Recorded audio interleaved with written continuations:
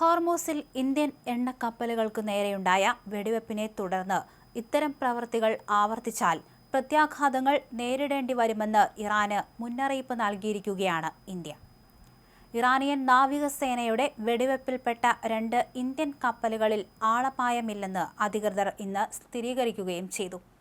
സംഭവത്തിൽ കപ്പലുകളിലെ ഒരു ക്യാബിന്റെ ചില്ല് തകർന്നതായും അവർ പറഞ്ഞു. ഈ ഒരു സംഭവത്തെ തുടർന്ന് ഇന്ത്യയുടെ വിദേശകാര്യ മന്ത്രാലയം ശക്തമായ പ്രതിഷേധം രേഖപ്പെടുത്തിയിരുന്നു. കഴിഞ്ഞ ദിവസം കേന്ദ്ര സർക്കാർ ഇറാനിയൻ പ്രതിനിധിയെ വിളിച്ചു വരുത്തി സംഭവത്തിൽ തങ്ങളുടെ അതൃപ്തി അറിയിച്ചിരുന്നു. IRGC നടത്തിയ വെടിവെപ്പ് ഇന്ത്യ ഗൗരവമായി കാണുന്നുവെന്നും ഹോർമൂസ് കടലിടുക്കിലെ സ്വതന്ത്രവുമായ കപ്പൽ ഗതാഗതത്തെ രാജ്യം പിന്തുണയ്ക്കുന്നുവെന്നും ഉദ്യോഗസ്ഥർ പറഞ്ഞു. മറൈൻ ട്രാഫിക്കിന്റെ കണക്കനുസരിച്ച് ഇന്ത്യൻ പതാകയേന്തിയ ജഗ് അർണവ് സൗദി അറേബ്യയിലെ അൽ ജുബൈലിൽ നിന്ന് ഇന്ത്യയിലേക്ക് യാത്ര ചെയ്യുകയായിരുന്നു. സാൻമാർ ഹെറാൾഡ് ഇറാഖിൽ നിന്ന് ക്രൂഡ് ഓയിലുമായി ഇന്ത്യയിലേക്ക് വരികയായിരുന്നു.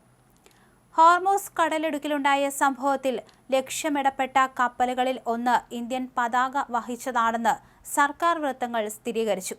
എന്നാൽ ജീവനക്കാർക്ക് പരിക്കേൽക്കുകയോ കപ്പലിന് നാശനഷ്ടങ്ങൾ സംഭവിക്കുകയോ ചെയ്തതായി റിപ്പോർട്ടുകൾ ഇന്നലെ വരെയില്ലായിരുന്നു. എന്നാൽ കപ്പലിന്റെ ഒരു ചില്ല് തകർന്നിട്ടുണ്ട്.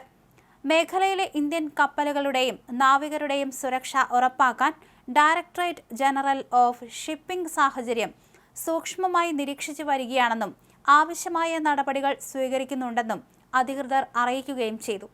നാവികരുടെ സുരക്ഷയ്ക്കാണ് തങ്ങൾ പ്രഥമ പരിഗണന നൽകുന്നതെന്ന് സർക്കാർ ആവർത്തിച്ച് വ്യക്തമാക്കുകയും ചെയ്തു. അതേസമയം ഇറാനിയൻ തുറമുഖങ്ങൾക്കും കപ്പലുകൾക്കും മേൽ അമേരിക്ക ഏർപ്പെടുത്തിയ ഉപരോധത്തിന് മറുപടിയായി ഹോർമൂസ് കടലിടുക്കിൽ വീണ്ടും നിയന്ത്രണങ്ങൾ ഏർപ്പെടുത്തിയതായി ഇറാൻ അറിയിക്കുകയും ചെയ്തു.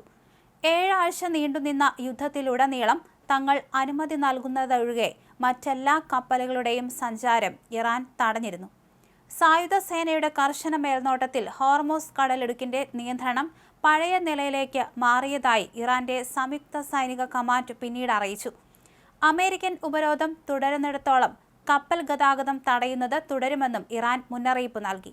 നേരത്തെ നടന്ന ചർച്ചകളെ തുടർന്ന് ഒരു നല്ല മനസ്സിന്റെ സൂചനയായി എണ്ണ ടാങ്കറുകൾക്കും വാണിജ്യ കപ്പലുകൾക്കും പരിമിതമായ രീതിയിൽ ഇറാൻ അനുമതി നൽകിയിരുന്നു.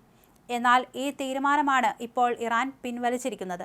ഇറാനിയൻ പാർലമെന്റിന്റെ നാഷണൽ സെക്യൂരിറ്റി കമ്മീഷൻ അധ്യക്ഷൻ ഇബ്രാഹിം അസീസി പറഞ്ഞത് കടലിടുക്ക് പഴയ സ്ഥിതിയിലേക്ക് മടങ്ങുകയാണെന്നാണ്. ഇത് പ്രകാരം കപ്പലുകൾക്ക് ഈ പാതയിലൂടെ സഞ്ചരിക്കണമെങ്കിൽ ഇറാന്റെ നാവികസേനയുടെ മുൻകൂർ അനുമതിയും നികുതിയും ആവശ്യമാണ്.